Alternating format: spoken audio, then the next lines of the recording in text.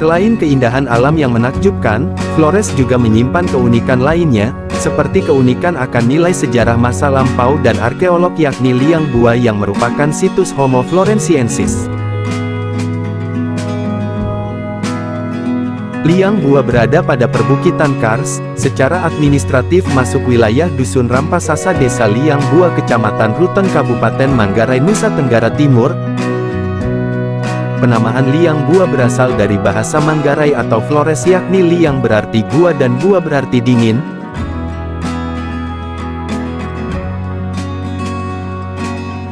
Sehingga nama liang bua dapat dimaknai sebagai gua yang dingin. Liang bua adalah tempat ditemukannya manusia hobbit dari Flores, serta beragam sisa-sisa tulang manusia dan hewan purba di sini.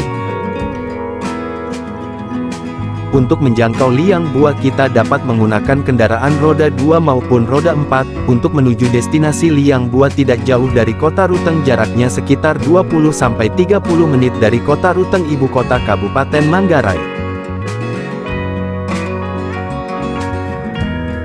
Luas liang bua mencapai 50 meter, lebar 40 meter dan tingginya 25 meter.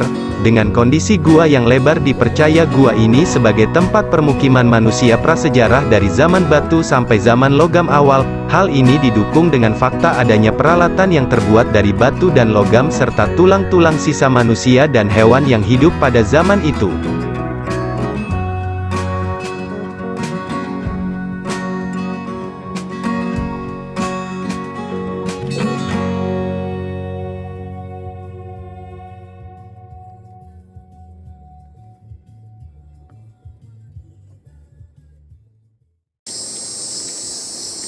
Destinasi selanjutnya kita sudah sampai di situs Liang Bua. Liang Bua sendiri artinya liang itu adalah gua dan bua artinya sejuk. Liang Bua ini terletak di Desa Liang Bua, Kecamatan Rahong Utara. Yuk kita masuk.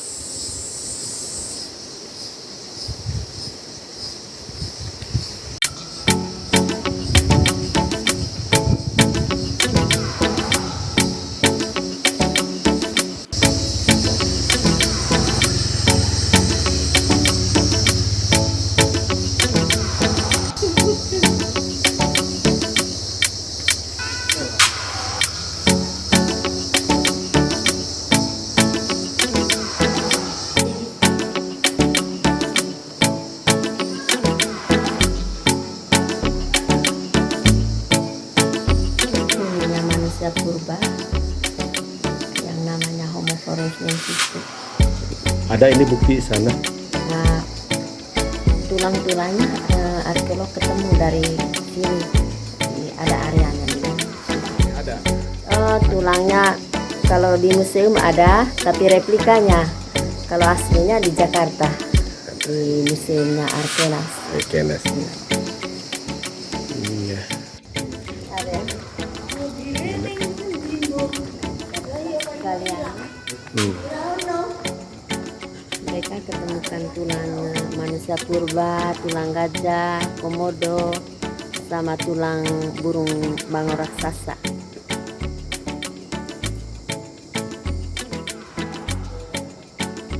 Oh, kalau yang di ujung sana dalamnya 23 meter. Kalau yang di atas gua kecilnya kita boleh masuk, tapi becek tidak.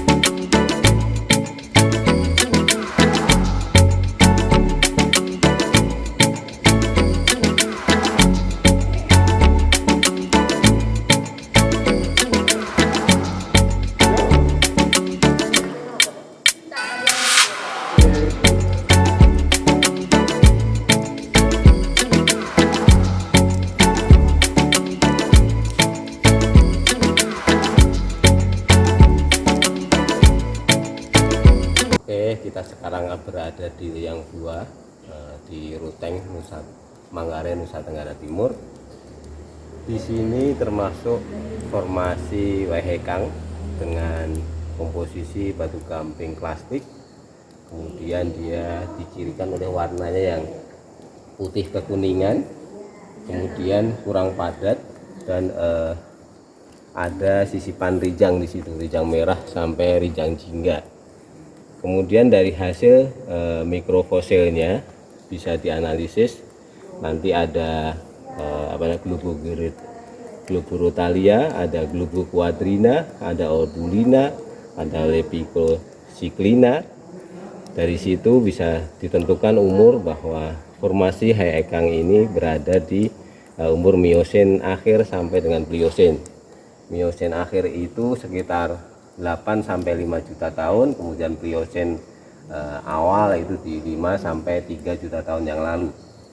Kemudian lingkungan pengendapan dari formasi Wehekang ini berada di laut dalam, sehingga kita bisa bercerita bahwa dulu di sini adalah bagian dari laut dalam.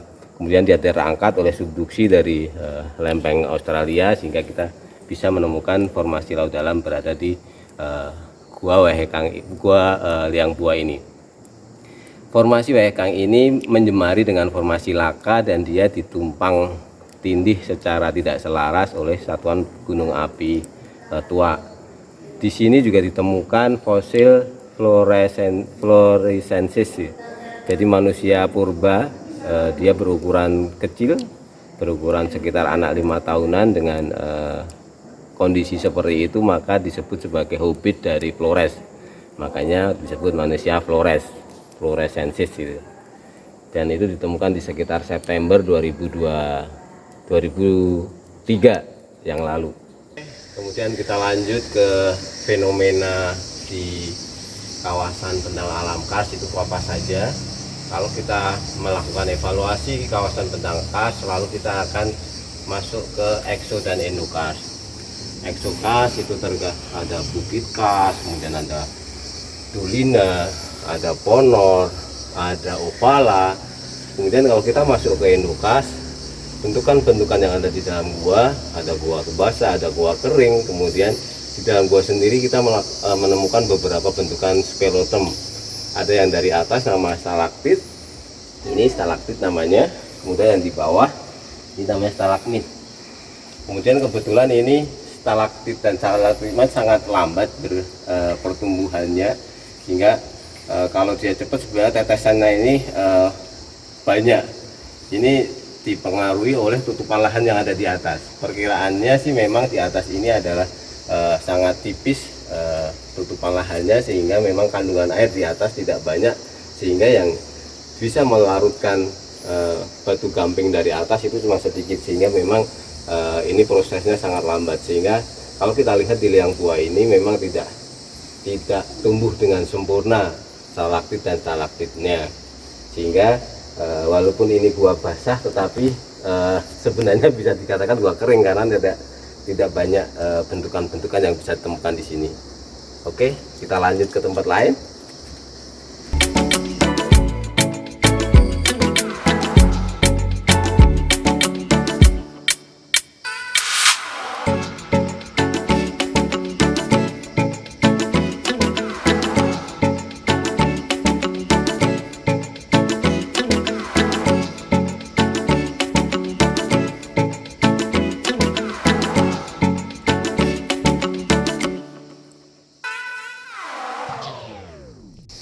Ini fenomena yang lain. Jadi kalau stalaktit dan stalagmit sudah menyambung, ini jadi tiang nih, tiang dari stalaktit dan dia dari bawah stalagmitnya sudah nyambung. Kemudian bentukan-bentukan di sini ini sudah kayak tirai, kayak kelambu gitu. Dan di sini juga kelihatan bentukan-bentukan kayak usus dan lain-lainnya sudah terbentuk. Kalau kita bisa lihat nih, tetesannya juga lumayan kenceng, ada airnya yang mengenang juga di sini. Jadi yang memang harus kita perhatikan adalah apakah tutupan di atas lahan ini masih dikonsep atau tidak, sehingga air yang ada di atas untuk melarutkan batu gamping untuk membentuk stalagmit ini masih ada. bentukan-bentukan stalaktit ini memakan waktu sangat panjang, bisa ratusan bahkan ribuan tahun. Karena tadi kalau kita lihat untuk formasi Wehekang sendiri dengan ketebalan 700 meter itu membutuhkan waktu sekitar 7 juta tahun. Sehingga memang untuk membentuk ini yang atas ini stalaktit, kemudian dia tuh di bawah ini ada stalagmit, kemudian dia membentuk tiang, itu bisa di atas 1000 tahun, bisa ratusan tahun juga ini. Tergantung pada jarak dari stalaktit dan stalagmit itu. Kalau ini dekat sehingga mungkin 1000 tahun mungkin sudah bisa nyambung gitu. Kalau yang itu agak panjang, jadi bisa ratusan tahun ini. Dan itu akan sangat berfungsi sebagai tangkapan karbon dari yang ada di udara. Makanya kami mengembangkan metode penelitian carbon capture storage dari batu gamping. Dari batu gamping yang aktif itu stalagmit ini dia menangkap karbon, kemudian dia masukkan membentuk batu gamping. Kalau dari metode batu gamping pasif, itu batu gamping yang ada apabila dia dieksploitasi atau ditambang, itu dia berpotensi mengeluarkan karbon berapa meter kubik gitu. Jadi carbon capture storage itu metodenya seperti itu.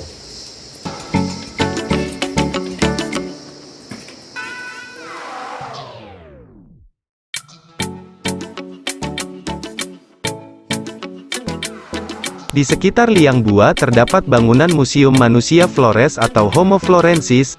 Pada tahun 2021, museum ini dibangun oleh Kementerian Pariwisata dan Ekonomi Kreatif, untuk lebih mempercantik wajah museum objek wisata kelas dunia ini, yaitu dengan memberi penyediaan perbaikan sarana dan fasilitasnya.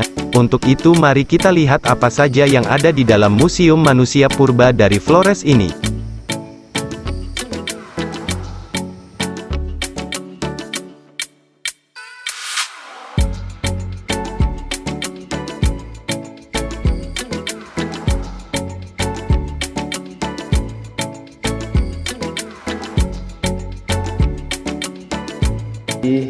Kita sudah mengunjungi liang buahnya, kemudian di dalam museum kita menemukan disuguhi oleh Aphytenosteroder, kemudian proses penggaliannya, terus yang ada di dalam itu ternyata ada tepra. Jadi ini hasil dari letusan gunung api ini, dia terendapkan setelah pembentukan dari si dua liang buah tadi. Jadi memang di batuan atas dari formasi Wehekang itu tindakan tidak selaras satuan gunung api tua dari Flores. Ini adalah replika dari Homo florensis. Homo florensis ini berukuran sangat kecil sehingga dia disebut manusia hobbit dari Flores atau manusia kecil dari Flores. Kalau dengan kita, dengan kondisi manusia sekarang ini seukuran dengan anak-anak usia 5 tahun, sehingga memang panjangnya cuma sekitar 1 meter. Itu lebihannya dia panjangnya dia 106 cm dengan tulang belakang panjang tulang lengannya pahanya itu cuma 28 cm dengan bobot sekitar 27,5 kg. Jadi memang ini manusia kecil dari Flores dan kita kenal sebagai Homo florensis.